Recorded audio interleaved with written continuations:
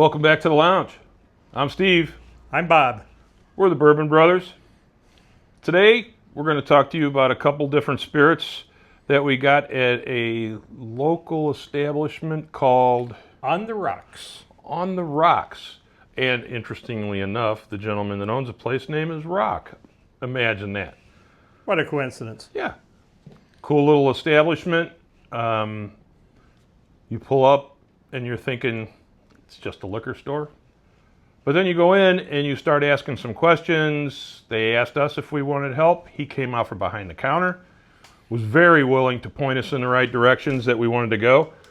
You know, and basically we're telling him that we were interested in something in the less than $150 range, something more small batch, craft, things along those lines. And interestingly enough, they had several barrel picks that they had done on their own, and he offered them up to us, and here are two of them. Today I'm going to be talking about an Old Forester single barrel strength, and Bob is going to be talking about this interesting rascal here, which I can't wait to hear about. All right, so what's interesting about both of these bottles is that what Rock does is that periodically they go out and they do what's called a barrel select. So they get a barrel of a particular bourbon, bring it back, and then they have an opportunity to treat it in some different ways. So this is Maker's Mark. And what's interesting on this one is that when you get it, you have an opportunity to get a selection of up to 10 different staves that can be added to change the flavor profile.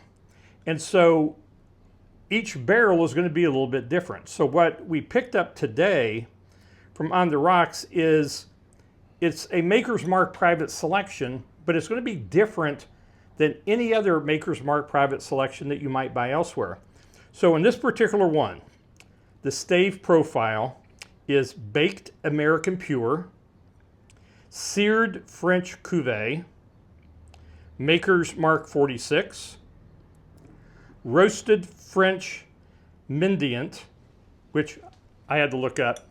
It's a French chocolate, and Toasted French Spice.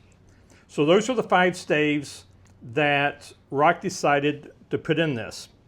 It is 112 proof, and this particular one, the barrel yielded 252 bottles. This is number 243 of those bottles. So let's give this one a try. My glass be screaming. Well, then let me take care of that for you. Thank you, sir. And what was interesting, whenever we were there, he had a small bottle of the original bourbon that came out of the barrel. It was Maker's 46, wasn't it?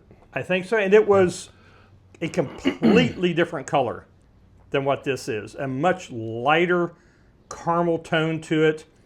And he showed us these side by side, and you could tell immediately the impact that these staves have on the bourbon. I got to tell you, Maker's obviously has been a part of my whole bourbon experience from the beginning.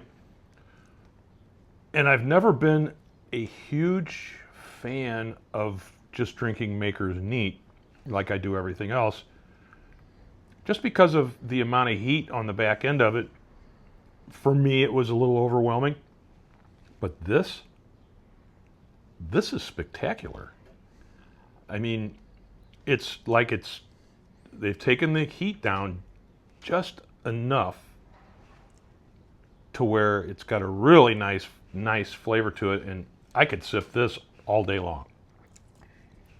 I'd probably be a mess, to be completely honest with you, but I could certainly do this all day long. Oh, this is really nice. Some vanilla, got some honey, definitely the caramel. Mm-hmm. But it's interesting whenever you take a look at the staves, honey, vanilla, and I'm picking up some chocolate because that's from that French chocolate stave that was a part of this. So it's picking up all those different flavors of the added staves to the bourbon. On the back end of it, after you swallow it, and then you just move around the inside of your mouth, your tongue, you can really taste strong flavor of dark chocolate. Yeah, It's quite good, especially if you're a chocoholic like me. and very smooth. So why don't you tell us about the cigars Okay. we're smoking today? So we are smoking one of my absolute favorites today. This is a Drew Estates Undercrown. And it is a definite full body, dark wrapper if you can tell. It's a Connecticut, they say it's a Connecticut binder, but it's a pretty dark Connecticut binder. Nicaraguan and Honduran filler, so it's a combination. But this has always been one of my go-tos. This is one of my favorite cigars that I will smoke. And I'll be honest, as you know, I am not an aficionado of dark cigars, Maduros, those types of things. Steve is much more of a medium body. So Bob is expanding my horizons here somewhat without my knowledge in advance. Challenging him a bit. But I gotta say, I mean, this has a really super good flavor. It goes great with this. Well, this has got some chocolate or some cocoa overtones. A little bit of fruit with like cherry, like maybe some dried cherry or dark cherry, dark fruits.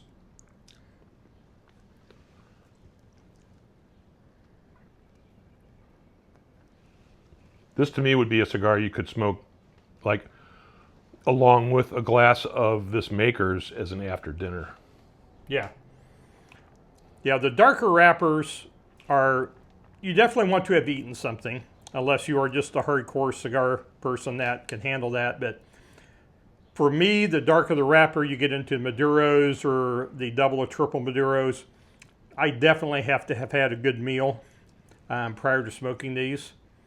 And yeah, this is, as always, this is just a really good, flavorful cigar.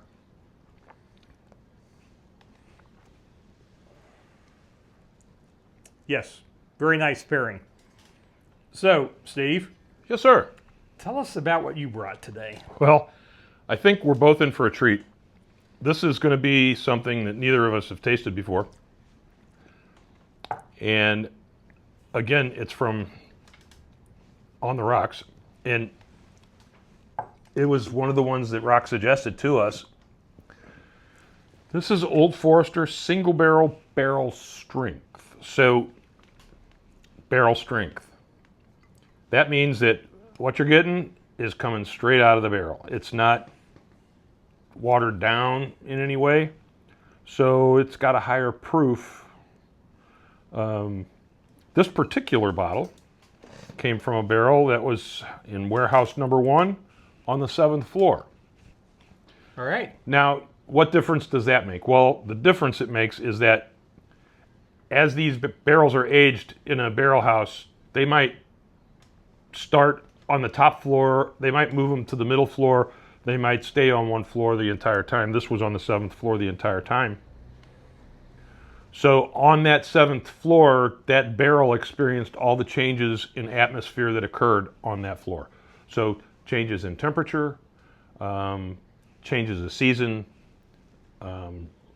rain, dry, snow, all the things affect the flavor that comes out of this barrel. This is 129.7 proof.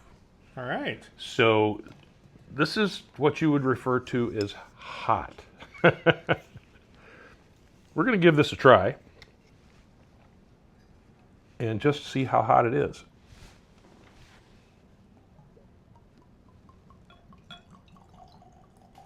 There you go, sir.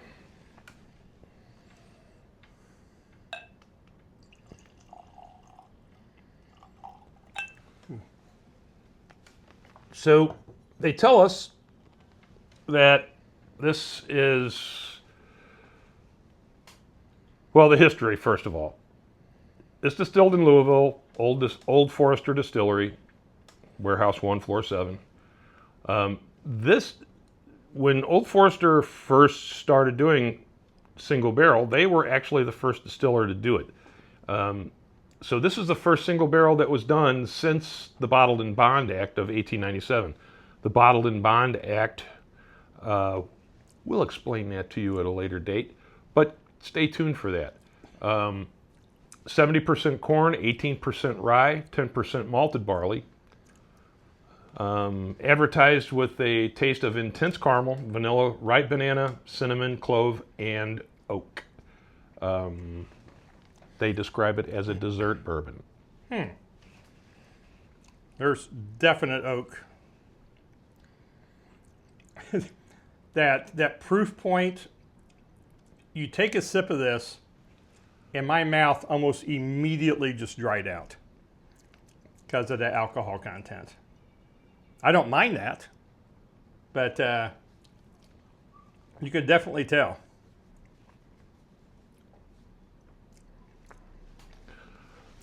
Nice vanilla. But honestly, based on the description of it, I was expecting something that was going to be blazing hot on the back end, and this is definitely not that. No. It's got a nice flavor. I mean, it's got a real forward flavor, too. The caramel is way out front. Cinnamon for sure. Clove. You can taste the baking spices in it for sure. I know there's one of the flavor profiles is banana or ripe banana. I'm not sure if I'm getting that necessarily, I'm not getting the banana, but I'm definitely getting all the others. The Yeah. vanilla, the caramel, the cinnamon. and that caramel it lingers all the way through from the first sip all the way to the finish. That never goes away. So there again, if you get an opportunity, On the Rocks Packaged Liquor is in St. Charles, Missouri. Gentleman behind the counter, or the owner's name is Rock. There's another gentleman behind the counter whose name I did not get. I did not either. I thought it was Mike, but I might be mistaken.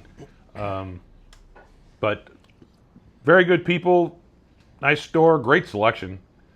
And I would strongly recommend you all take a trip out there and check them out. And I will tell you is that we really try to cater to local owners. We are all about shopping local. And so On the Rocks, locally owned. And the big box ones are good. But I just like going to the locally owned. I think you get better service. They just are very welcoming and are really ready to help you with whatever you need. Yeah, the mom and pops, they seem like, they have a vested interest in your enjoyment of whatever you're going to take home with you, because they want you to come back in the worst way. And in fact, the Rock, the gentleman that owns the place, he suggested that we come back and do a live with him, that he'd be happy to do that, and also suggested that at one of his events that we also do a live. He said they do several events a year on their parking lot where they have several different bourbon vendors come in and they have food and drinks and all those things. So we're probably going to look into that in more depth Yes. at a later time Sounds good. and go from there. I think we'll do that. But And we will definitely be back to On the Rocks because both of these outstanding bourbons that he suggested, 5 or 6 of them, we only got these 2 on this trip, but we'll be back again. definitely we will be back. And for now, we're the Bourbon Brothers in the lounge. Thanks for watching. Cheers, brother. Cheers, brother.